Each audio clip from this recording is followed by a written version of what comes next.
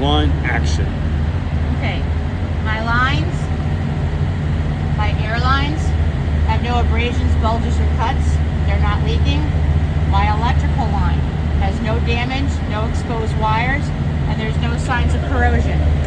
All of my lines are properly connected to the back of my tractor and the front of my trailer. They are not chafed. My lines are not chafed or crimped, and they are not dragging on the frame.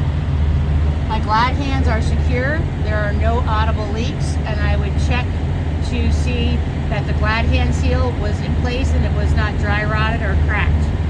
My frame is not cracked, bent, or broken. There's no illegal welds, and my cross members are also secure. They're not cracked, bent, or broken, no missing hardware.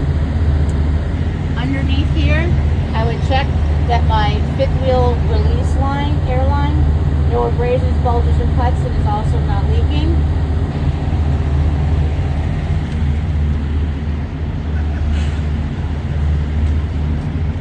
To my fifth wheel, my apron has no damage.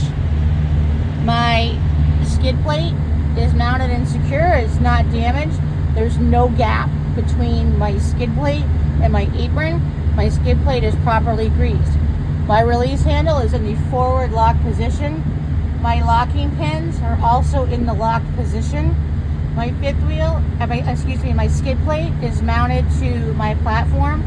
No missing nuts or bolts, and my platform is mounted to my frame with no missing nuts or bolts, and then my frame has no damage and no illegal welds. Then I would come over here. I would go under the trailer and I would tell the examiner that I am looking to make sure the kingpin is mounted and secure, not cracked or broken, and no illegal welds, and the locking jaws are locked around the shank of the kingpin. Now I'll move to my landing gear. My support frame has no damage. My landing gear is fully raised. There's no damage to my pads. My crank handle is in the stowed position, and there is sufficient space between the fifth wheel and the landing gear to make turns.